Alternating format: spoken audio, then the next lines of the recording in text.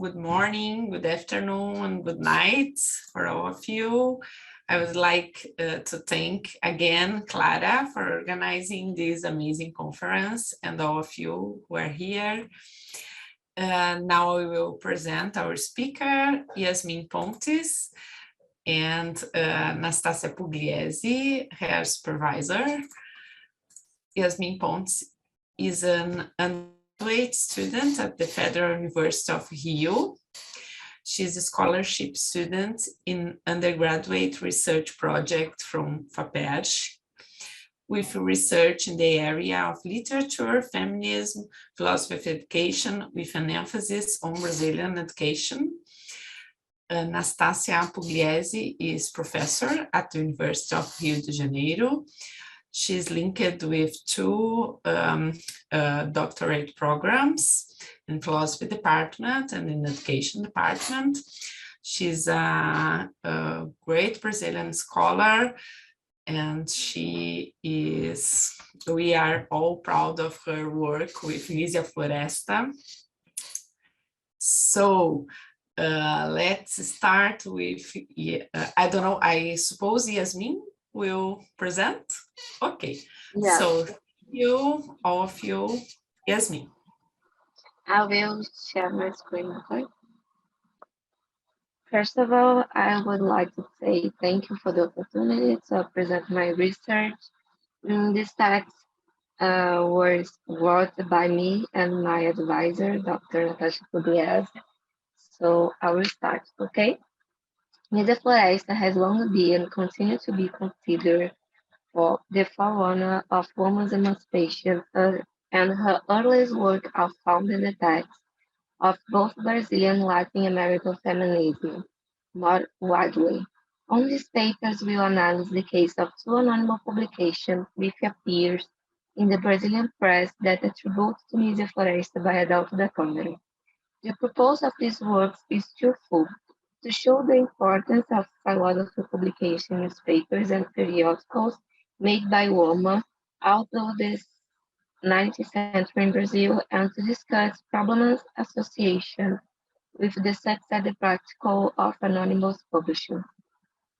The press aimed at the woman had proposed of stimulating an improvement in the social insertion, either through the defense of scientific education, aiming at information of critical ability, or through dissemination of women through a publish of their writings. In Brazil, the press aimed at the female audience appears on the 19th century, with newspapers intent for women such as, for example, Espelho Diamantino. Spring philosophical ideas of women's rights. Nízia Floresta was a great pioneer of women's rights in Brazilian press, as a history of the book Opúsculo Humanitário, which was entirely published as essays in the newspapers. Although Nízia Floresta did not sign the essays when they are first published, the authorship could be proved because they were turned into a book in 1853. However, the same does not happen with the other texts that are attributed to her, such that published in the newspapers Espelho Diamantino, where some biographers assume that Nízia Floresta collaborated in some dediction. The Brazilian society of the 19th century was highly sexist, so it lacked that women were afraid of having the names linked to the text that would be considered progressive. Although the ideas we replace peers through generate difficult for scholars. In História de Nízia Floresta, the first intellectual biography of Floresta, Adalto da Câmara credits her two texts published anonymously in the press: A Educação Moral da Mulher, The Moral Education of Woman, and Educação do Homem, The Education of Man. Nevertheless, there is no other biography or secondary literature attributed to Floresta. These texts do not appear in a list of her complete works. There is, however, a chance that the camera is right and detects a forensic effect that never been truly studied. On this presentation, we'll discuss the problem of misdistribution of authorship in Floresta Direitos. To illustrate the problem, and we'll begin the analysis of the aforementioned anonymous text. After striking and transcribing them for facsimiles from 19th century Brazilian newspapers, where they have first published, we will start to map the arguments of these works and compare them with other texts present in publications signed by Floresta, in order to prove or disprove her authorship. Lígia Floresta first published a book was Direito das Mulheres e Justiça dos Homens from 1832. On this cover, the book is a tribute to Mr. Godwin, the married name of Mary Wollstonecraft. For this reason, the work was considered for a long time to be a free translation of a vindication of the right of woman. However, on the text, Pela Liberdade das Mulheres, Maria Lúcia Palares Buck reveals that in fact Floresta translated a pamphlet from 1739 entitled Woman Not Inferior to Man by anonymous Sophia. The mistake, however, was not Floresta's fault. According to both Matthew, who discovered in the Bibliothèque de France the confusion made by César de Ardeton, where the French typographer and translator assigned the married name of Mary Wollstonecraft to this writing, which was originally in English when she translated into the French, so Floresta only passed the error. It's important to emphasize that in Brazil access to books until mid-19th century is precariously. In 1792, there was only 2 bookstores in Rio de Janeiro, the capital of Brazil. According to reports from foreign visitors, the book trade was limited to the sales of books on religion and medicine, and even so, the books stayed on the shelf for a long time. However, many impactionaries showed very complete libraries that had worked by the many French philosophers. So we can conclude that the smuggling of books were present in the country. Illegal copies without copyright and control evidence. Unauthorization translation was also common strategy to spread ideas quickly and a way that avoid political censorship. Most likely this was how Nisa Floresta had access to her copy of Gazeton. Literary censorship was only overturned in 1851 by a decree issued by Dom Pedro I.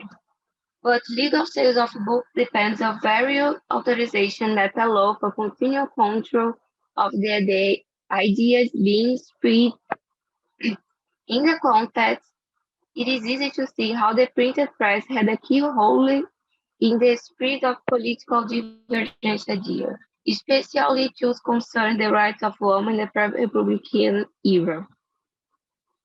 Despite the radical and progressive character of the first work translated by Lígia Floresta, we can say and prove through the advertisement in the press that her works were well received, or at the least well sold, since they had at the least 3 editions. After her arrival in Rio de Janeiro in 1833, Floresta opened a school for girls, Colégio Augusto. This part of Floresta's personal life is also extremely important to her life as an author. Her life as a school principal would influence the tone of her publication, thus her survival in this environment. Floresta could not attract controversial or denigrate her image and reputation. Floresta was known for direitos and her right to defend women's rights and women's scientific education. Since the publication of texts of more progressive nature could be done anonymously in the press of the time, there are many text attributes to Floresta, due their tone and content. For example, the text A Mulher from Diário do Rio de Janeiro, It's anonymous but attributed to Floresta. It's important to explain that this text is not the one published by Floresta in Italian with the title of La Donna, which was later translated into English by her daughter, Livia. These texts talk about motherhood and negligence of a mother who entrusts the children to the wetness, a topic totally different from the text in Jornal do Comércio, which deals with the education of women. Also, in other words, a suggestion by Duarte, who saw that Floresta would have published a series of articles in Porto Alegre in the newspapers O Recuperador Liberal. Duarte suggests that these articles, signed by pseudonym of Cotidiana Fidedigna, could have been by Floresta. However, my archival investigation, I came to the conclusion that Cotidiana Fidedigna is not a pseudonym, as was thought, but the name of a periodical that circulated in 1835 in Pernambuco. Constância Lima Duarte also states that Floresta published the third edition of Jornal Espelho das Brasileiras.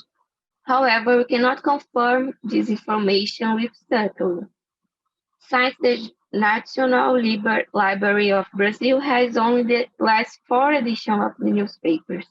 Another text in Jornal das Senhoras, in 1852, called attention. It's important to emphasize that this volume is printed before the publication of Opúsculo Humanitário, which brings Floresta main ideas for the education of girls and women. This publication in the journal brings ideas very similar to those exposed by Nisi. In the newspapers you can read, instead of teaching them what is necessary for the strict vocation of motherhood, they are taught at most to play, sing, dance, draw. Finally, they are taught only what is useful to seduce, enchant, and consequently short the distance that separates them from marriage. In Opúsculo Humanitário, we have that is generally called in Brazil giving a girl good education, to have her learn to dance not for the benefits that such as exercise results, but for the pleasure, for make her shine in salons. In the newspapers we have, is she the one who imprints the first impulse on her child's intelligence and to direct them into the childhood here is not fitting that they should be educated, that the intelligence should have been formed by extensive education, that the morality should have been strained by the lights of the reason and faith, not the superstition and ignorant faith, but of that enlightened and sincere repeat which is spring for solid education and which is trying virtue. In the opúsculo, we have a mother education, sufficiently education to direct the education of the daughter, will always obtain great advance, apply herself with tender solicitude to inspire in her as emulation the feeling of her own dignity, which any director would not be able to obtain from her student. I will not go on this text since it's not the purpose of the presentation. However, I want to show that arguments used by Floresta are present in many publications, causing there to always be superstition of authorship by her. Floresta's first three publications were moral and pedagogical works intended for her daughter and also for her students. The importance of feminine virtue is placed at the main focus of the text. The first work by Floresta intended for adult audience was Opúsculo Humanitário, and only appears after her arrival to Europe between 1849 and 1852, despite showing more maturity in writing and touching on subjects more controversial. That her first author works Floresta remains Committee to Female Education. The first anonymous text we propose to analyze the emancipação moral da mulher, published in the newspapers O Liberal in 1851, is placed between her last moral work and her first work of maturity. It is also important to note, in order to have a clear sense of the context, that in 1851, Lysia Floresta was established in Europe. She explained that she moved there because her daughter had an accident and was recommended new air. However, that a superstition that Floresta would have exiled herself from her country to persecution. In this slide, you can see Floresta's work between 1832 and 1852 and where they are produced. So we have a publication made in Brazil before traveling to Europe, publication made after Europe, a publication made in Europe. Now we get into the analysis of the text, the moral education of the woman, ou educação moral da mulher. So, let slavery disappear, absolutism cease, and the ruler enjoy the rights of the elected rulers. But the minuses of much progress, along with much freedom, we find the woman always being oppressed. The woman, this earthly angel, the symbol of the peace, the sublime entity that divine creator unites with the man to come to another feeling. The woman is still considered subordinated to man today. In this part, we can see topics that are discussed by Florest, such as criticism to slavery, acknowledgement of woman oppression, and use of religious rhetoric. However, despite her Catholic devotion and her insistence on religious education for girls, Floresta does come close to claim that woman joined the man to fight his passion. In the Opúsculo Monetário, when we find a passage by Montesquieu, woman is made especially to please men, Floresta comments saying, we regret without admiring such a devotion from the fair appreciation of the woman, because we are used to seeing the history of all people, eminent capacities like the structural writers, fall into the same evil when they lie with her. In another part, we can find and when we regret the fate of the sex, when we seek to demonstrate our injustice towards it, when we want to make our dirt toward woman feel, when we seek to prove that women not enjoy just rights that by nature belong to them. Where is what we get to back to? Woman belongs to the weaker sex. Illusion, 1,000 times illusion. Is woman weak when she loves? Is woman beautiful? Love is love, that beautiful feeling on the soul that ennobles the man, that elevates him to a divine beginning weakness. Is the woman weak because she has the education? Will the woman, when she sacrifices her freedom, her pleasure to accept a state that promises her only work and suffering, be weak? Although this rhetoric is present em Direito das Mulheres e Justiça dos Homens, it's unlikely that Floresta assumed that the education results in weakness and deprivation of liberty, even if to make a point. Floresta is very clear when she argues that woman's education to her family is the great nobility. In another passage, the text says,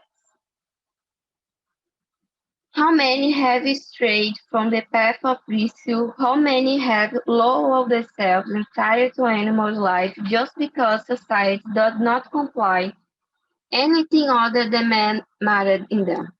Just because society considers them solely destined for the reproduction of the human race, we can perhaps criminalize the woman who leaves the path of virtue, enduring the invis when we don't offer her means she needs for an honorable life. When we close out the doors of science and the arts, this seems appears indirect and mainly explained by the lack of scientific education, as can be seen in the part. Why the science is useless to us? Because we are excluded from public office. And why we are excluded from public office? Because we have no science. This debate, however, is not explored in the next words by Nisa Floresta. Direito assume uh, awareness that woman can show assume public office. However, in her later works, the debate about whether or not exercise public office is put in the background. The text now moving to the moralization of the man, a subject little discussed by Floresta, but which permeates Pulando la Barra in Educação de Dama, where the transformation of society also depends on transformation in male habits. Let, let us not fear that the free man woman will be entirely lost. Let us fear that the woman will be demoralized when she is emancipated. On the contrary, the moralization of the man depends on the emancipation of the woman. Man in his present state considers himself superior to woman in his social position.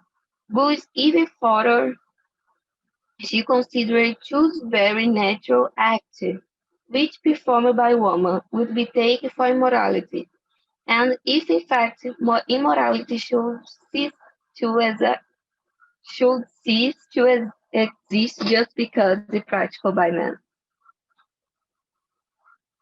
To prove the competence of woman position of power, the author tests give an example of female figures who have success as heroines. Suppose that we stop looking at the history, that we stop care for our support to grandiose practice of the female heroines of our center. Suppose we took a phenomenon, a Judith, a Esther, the mother of the Maccabees, Joanna d'Arc, and a thousand of others who have presented themselves as true heroines.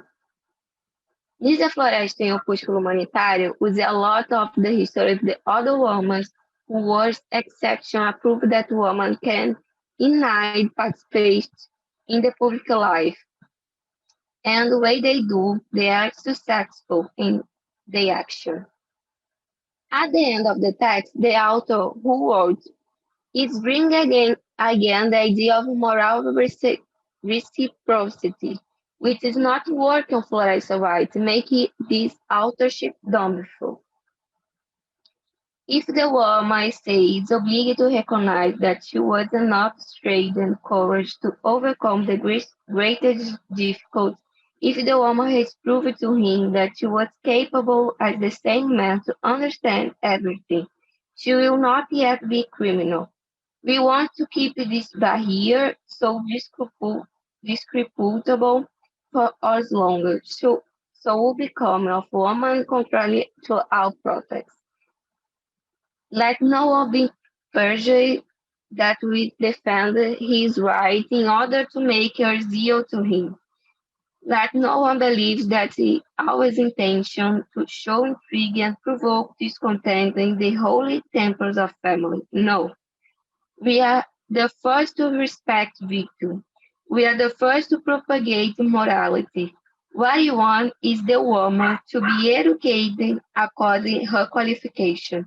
What we want is the woman to be recording according to the merits that we want is for her to have a position in society corresponding to her obligation.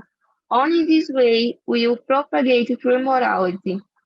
We will expect virtue, we will regret merit, and we will be happy. So, the conclusion we reach about the first text is more richer is still needed to conclude the authorship of this text. There are so significant passages that remind us of Florestan work, but they also have arguments never used. It's important to emphasize again that Direito das Mulheres e Justiça dos Homens was a book that was considerable success. Every woman and man engaged in the subject had access to the world, probably influencing many writing. We are still analyzing the anonymous text, A Educação Moral do Homem, and part of the present work involves offering a more detailed analysis of both anonymous texts. What we can say so far about the second anonymous text is that it was published in newspapers, O Liberal, in the year 1851. At the time, Floresta had already established herself as think of women's right to education and as defense of women's scientific and moral education. It is unlikely that she wrote a text devoted to men's moral education or that she used men on the text in the universal sense, without caring for a gender difference when writing about education. The text, the text includes a critique of traditional male virtues on defense of different kinds of education for men, giving women propose new rules in society. The sex tests bring us a new puzzle to investigate. Direito das Mulheres e Justiça dos Homens explora esta translation of the first of the Sophia pamphlet, the one that claimed that women are not inferior to men, and the focus on right and the best possible education for the woman. The second pamphlet, not translated by Floresta, is about the rule of male guaranteeing society based on equal rights. The same apardum of arguments appear Pulando de la Barra.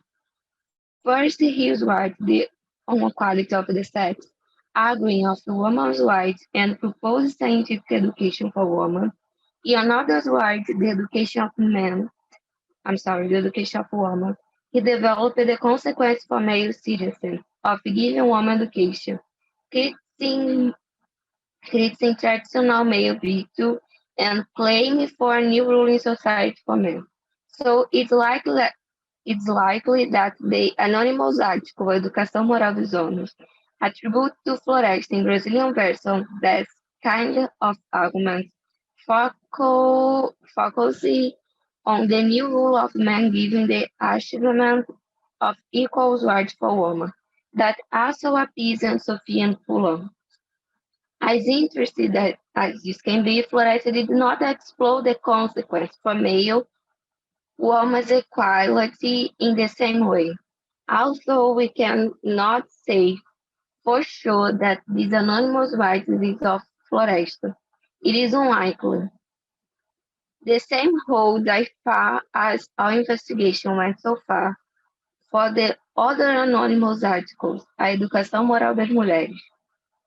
Just any test of on women's rights was attributed to Mary Wollstonecraft was the case of woman not superior to man. In Brazil, Floresta fulfilled the same rule, being cited and recognized in the vast majority of writing. What we can conclude is that Floresta is hallmark of women education in the 19th century, being taken as the voice of anyone who can defend women's rights in Brazilian press. So here we have the biography, and thank you.